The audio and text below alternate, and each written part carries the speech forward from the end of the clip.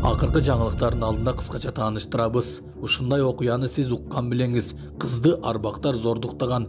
Кыз мени арбактар зордуктады деп полицияга арыз жазган. Видеонун автору кандай гана жаркырап турат. Бишкекте Тажикстан менен Кыргызстаныбыздын желегин желбиреп турганын көрүүгө болот. Тажикстандын президенти Эмомали Рахмон иш сапары менен Бишкекке келет. Ошондуктан желектер илинген. Ататүрк паркта өспүрүмдөрдүн мушташы боюнча маалымат тараган. Бул өспүрүмдөр кармалды. Ушулар жана башка жаңылыктар түрмөгө. Видеонун астындагы үйдө караган бармакчаны албетте басып коюңуз. Ошондо гана сиздер Кыргызстанда жана башка өлкөлөрдө болуп жаткан акыркы жаңылыктардан кабардар болуп турасыздар. Милиция Бишкектеги массалык мушташ боюнча маалымат берди. Бишкекте катталган массалык мушташ Насирдин Исанов атындагы Кыргыз инженердик курулуш институтунун студенттеринин ортосунда болгон.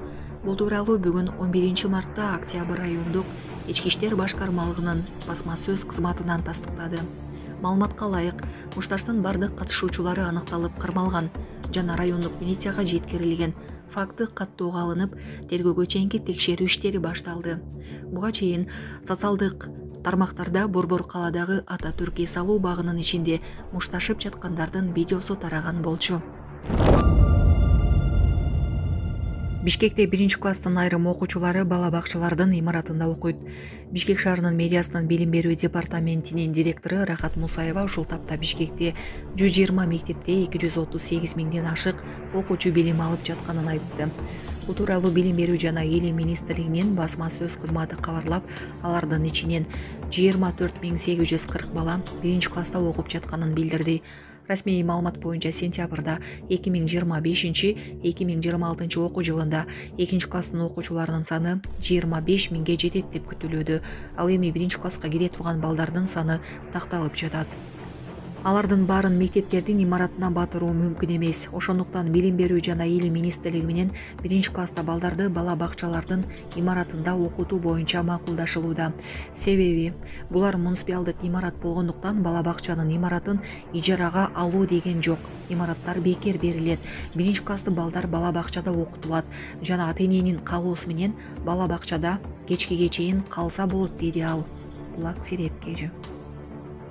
Москва шаарында жашап жана эмгектенесизби? Медициналык кызматтар керек, бирок алар сизге кымбат жана сапатсыз сезилет. Умбем клиникалар тармагы сиздерге өз кызматтарын сунуштайт. Бүгүнкү күндүн талабына жооп берген заманбап жабдыктар менен кесипкөй дарыгерлер сиздерди күтөт. Бизде сиз стоматолог, тиш дарылоонун бардык түрлөрү, уролог, невролог, лор, терапевт, хирург, окулист, педиатр, УЗИ жана башка дарыгерлердин кеңешин алып дарылануу мүмкүнчүлүгү бар. Умбем клиникалар тармагы бул жогорку сапаттагы медициналык жабдыктар менен камсыз болгон профессионал дарыгерлер. Сиздердин ыңгайлуулук үчүн Умбем клиникаларынын Москва шаары боюнча 3 медициналык борбору иштейт. Өзүңүзгө ыңгайлуу даректи тандап медициналык кызмат алсаңыз болот. Ушул ай ичи бизге келип төмөндөгү кызматтарга арзандатуу менен медициналык кызмат алыңыздар. Ден соолугуңузга кам көрүүнү эртеңкиге калтырбаңыз. Умбем клиник Москва. Нарындын Борбордук аянтында унаасын чимирилте айдаган айдоочу кармалды. Нарын облусунун Нарын шаарындагы Борбордук аянтта автоунаасын чимирилтип айдаган айдоочу кармалып, ага 15 миң сом айып пул салынды. Бул тууралуу облустук жол кыймылынын коопсуздугун камсыздоо бөлүмүнөн кабарлашты. Маалыматка караганда, ушул жылдын 1 март күнү Toyota Camry үлгүсүндөгү автоунаа Нарын шаарынын Турдак Унусубалиев атындагы Борбордук аянтында автоунаасын чимирилтип, авто ээин баштык кылгандыгы видео көзөмөлдөн көрсөтүлгөн. Бул боюнча Нарын облустук жол кыймылынын коопсуздугун камсыздоо бөлүмүнүн кызматкерлеринин ыкчам аракеттеринде авто изделип табылды. Ал Нарын районунун Ак Булуң айылынын 1995 жылы туулган тургуну экени аныкталып, ага 15 миң сом айып пул салынды. Унаасы айып короого токтотулгандыгы маалым болду. Булак Турмуш Кежи. Хайп үчүн мигрант таксист киши кыз зордуктады деп хайп үчүн айткам. Орусияда Яндекс таксинин айдоочусу курдашын зордуктады деп айтып чыккан кыз өзүнүн айткандарын төгүндөдү. Орус полициясы 10 мартта Краснодар шаарынын университеттеринин биринин 1-курсунун студенттеринин өкүнүүсүн билдирген Орус полициясынын кечирим сураган видеосун жүктөдү. Анда ал 28 февралда өзүнүн Telegram каналына мигрант таксист курдашын зордуктаганы тууралуу жарыялаган маалыматты ойдон чыгарылганын айтууда. Студент кыз билдиргендей, бул окуя ар кайсыл булактан чогултулган маалыматтардын негизинде ойдон чыгарылган жана ал чындыкка дал келбейт. Орус полициясы хайп үчүн жасалган бул жорук оор кесепеттерге алып келерин эскертти. Факт боюнча чогултулган материалдар процессуалдык чечим чыгаруу үчүн Краснодар шаардык полиция бөлүмүнө жиберилгени кабарланды.